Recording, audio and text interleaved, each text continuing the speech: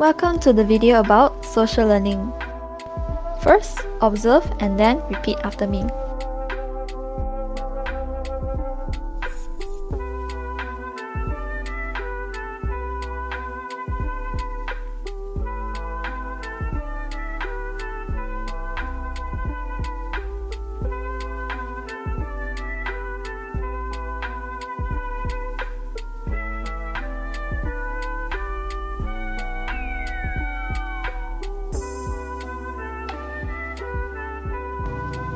Did you manage to follow?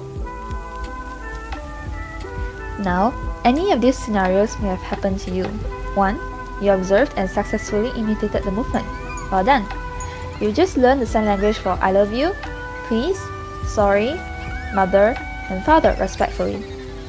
2. You observed, tried, and failed, and that's alright. 3. You observed, saw what was going on in your phone or computer screen, but you didn't try to follow, or well, the 4th scenario can happen for those who have simply left the video or skipped ahead. So, what's all this about? What we did earlier is a very candid demonstration of observational learning. Observational learning is defined as learning through observation of other people's behaviors. The idea of observational learning originated from the influential psychologist named Albert Bandura. Bandura was the first psychologist to propose that models are an important source for learning new behaviors. According to Bandura, observational learning occurs when A. We observe another person's behavior. B. Get an idea of how this new behavior is performed. And C. Use what we have seen and learned as a guide for our behavior. In 1961, the idea of observational learning was very new and challenged solid ideas of other famous psychologists. Unlike other theories of learning, Bandura believes that learning can also take place by observing the behavior of another person. Hence, Bandura proposed that observational learning can be explained by a theory he calls the social learning theory. The social learning theory considers how our environment and cognition interact with each other to influence our learning and behavior. Children, for example, are often surrounded by many influential models in their environment, such as parents within the family, characters on children's television show, friends and teachers at school. These models provide examples of behaviors for the children to observe and imitate. From these models, children will observe the people around them and learn to imitate other people's behavior. To investigate the theory of observational learning, Albert Bandura conducted a series of experiments known as the Bobo doll experiments. What is the Bobo doll? The Bobo doll is a toy with a heavy bottom that can bounce back and forth after being repeatedly punched and kicked. You can think of it like a roly-poly toy or even a punching bag. To get a better understanding of these Bobo doll experiments, let's imagine we're back in 1961 in one of the many labs of Stanford University as a very curious visitor. You are first taken into a room. Accompanying you is a young child, maybe around 5 years old, every bit as innocent and curious as you are. As you take a look around the room, you notice an old television set which is showing the video of a Bobo doll bouncing back and forth. As you stare and stare and stare, the next thing you see, wham! A random lady pops out of nowhere and begins hitting the Bobo doll. Both you and the child watch in mild fascination as the Bobo doll is punched, kicked and pummeled for an entire 10 minutes by this lady. So right after the fascinating display is over, you step aside and watch as the 5-year-old child is left alone in a room full of toys. At first, she plays joyfully and happily with the appealing toys. However, once 2 minutes are up, all the dolls are taken away from her. What happens next is incredible, yet mildly terrifying. The frustrated child gets up and immediately begins punching, kicking and throttling the Bobo doll, imitating the behavior she has seen before. And then you walk into other rooms to see other children who, unlike that 5-year-old child, have only seen videos of adults ignoring the Bobo doll or playing calmly with the Bobo doll. These children do not respond in the same angry manner. Thus, this Buford experiment successfully highlights how role models can be used for observational learning to take place. More importantly, from here, Bandura drew the concept of social learning, which describes how human beings can learn from observing other people. Bandura identified 3 basic models in which observational learning can take place. First, a life model, which involves an actual individual demonstrating or acting out a behavior. Second, a symbolic model in which we learn from the behaviors of real or fictional characters found in the books, film, televisions, programs, or online media. Third, there's the verbal instructional model, where we learn from listening to the descriptions and explanation of the behaviors from another person. Apart from this, Bandura and his associates also identified 3 factors that can influence modeling learning. The first factor that can influence modeling learning is the characteristics of the models. For example, we are more likely to emulate behaviors of models with higher status and prestige than us. Here's where television advertisements make full use of idols, celebrities, athletes to advertise a certain product to encourage consumers like us to imitate their behavior and buy the advertised product. We also tend to emulate behaviors of models who are of the same sex as we are rather than that of the opposite sex. Not only that, we are also more likely to be influenced by models of our age.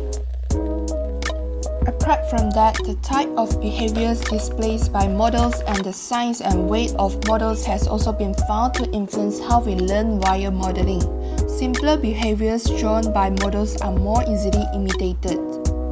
In studies involving children, it has been found that children have a higher tendency to imitate hostile and aggressive behaviors, as we have seen in Bandura's experiments of punching and pummeling the Bobo dolls. The second factor to influence modeling is the characteristics of the observers involved in observational learning. Infants are limited by their biological and cognitive capacity to imitate a model's behavior. By the age of 2, children have developed sufficient ability to begin imitating behavior, though they will still need to observe the behavior for some time before they are able to do so. People with attributes such as low self-confidence and low self-esteem have also been found to be more likely to imitate a model's behavior compared to other people with high self-confidence and self-esteem. The third factor involved in observational learning is the reward consequences associated with the behaviors. We are almost more likely to imitate behaviors in which a model was rewarded for. If the models are punished for the behavior or the reward is not meaningful to us, we are less likely to be imitating the behaviors that we have seen from the models. For example, when a child sees his older siblings punished for misbehaving, he is less likely to be misbehaved. There are 4 behavioral and cognitive processes for observation and learning to happen. So, what is 4? It is to determine whether new behavior is acquired. Now, here are the 4 processes for observation and learning to occur. They are attention, retention, reproduction, and motivation. It is having the energy to learn, remaining focused on what the model is engaged in, and observing the model for enough time to grasp what they are doing. In fact, we cannot learn if we are not focused on the task. There are a few factors that can influence our attention. They are age, status, similarity of the models observed, and the sex. For example, we tend to learn the dance move of our love, confident, and attractive idols as they command more of our attention. And this happens even in the absence of the reward of reinforcement. Next, retention.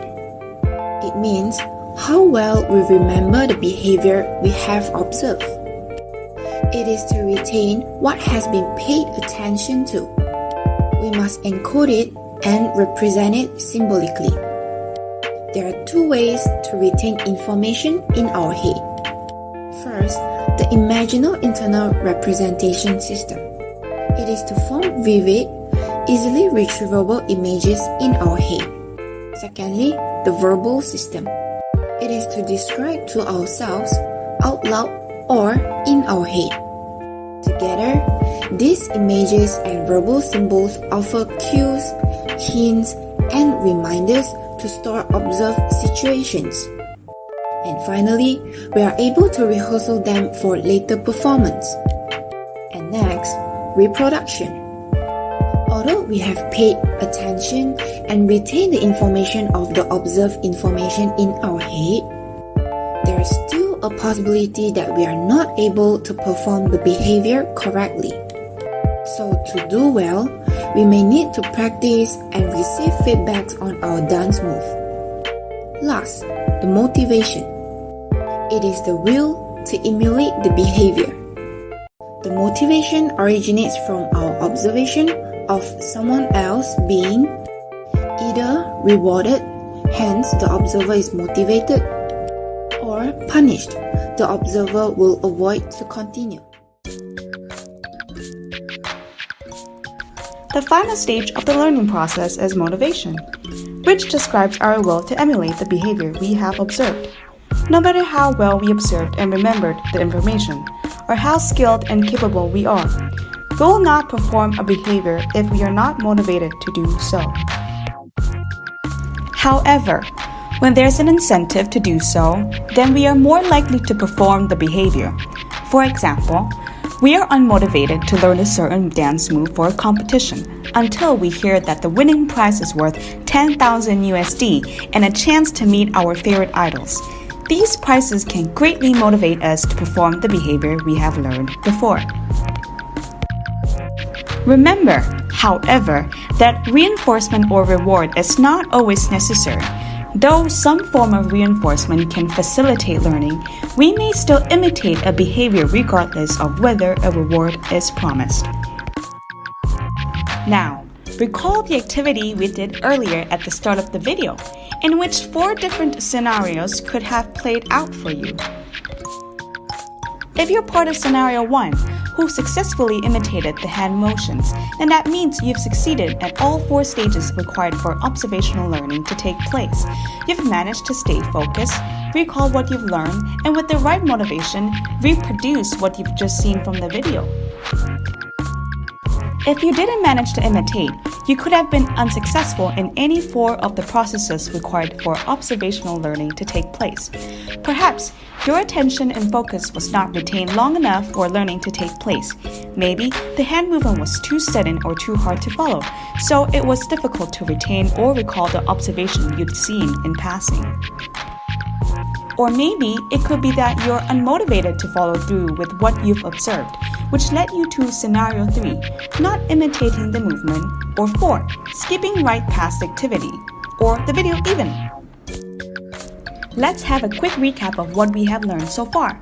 So, social learning theory describes the process of learning by watching others, retaining the information, and then replicating the behaviors observed. Albert Bandura developed social learning theory in 1961 from an experimental design with children, adult models, and boo-boo dolls. 3 factors are influential in the efficiency of observational learning. First, the characteristics of the model such as age, sex, status, size, weight, similarity of the models, and the type of behavior displayed by the model. Second, the characteristics of the observer involved in the learning, including the age and attributes of the observer. Third, the reward consequences associated with the behavior. A behavior that has been reinforced or rewarded is more likely to be emulated by the observer. For learning to take place, 4 processes should take place.